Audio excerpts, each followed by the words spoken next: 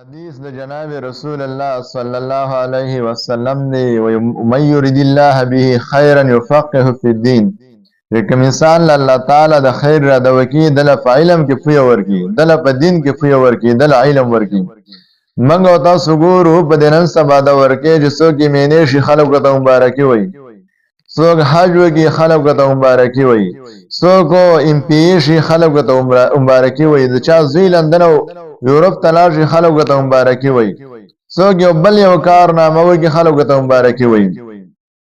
یا ساتای در ټول نه غټه مبارکي غټه خوشحالي د هغه چا د پاره پکار ده چې د چا بچي علم کوړه راوړي، د چا لور کوړه علم راوړي، دا پیغمبري وراثت کوړه راوړي، پیغمبري میراث کوړه راوړي. په دې باندې چې کوم د خوشحالي پکار ده ځکه الله تعالی وي د انسان د الله تعالی د خیر را د وکړه چې کوم انسان کوړه علم راوړو.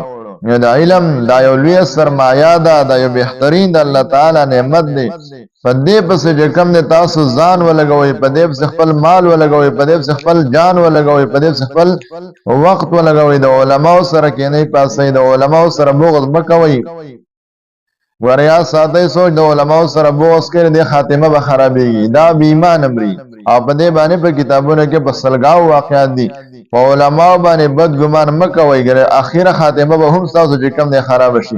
چا چې په یو عالم بس خاندلی دی الله تعالی دا بیمار دنیا نه بوتلې دی، چا چې په یو عالم بس مسخره کړي دا د دنیا نه بیمانه تللی دی. سوچ د خپل امام سره ورانه ساتي، کم مقتدی د خپل امامانو سره د خلک ورانی وګوره د سم مقتدی دا د جمع الاول محروم کی یدن الله تعالی د جمع توفیق سلب کی. د منزد دا مجموعه ته بنشتلې د ټول ورځ غیبت په خپل علم پسې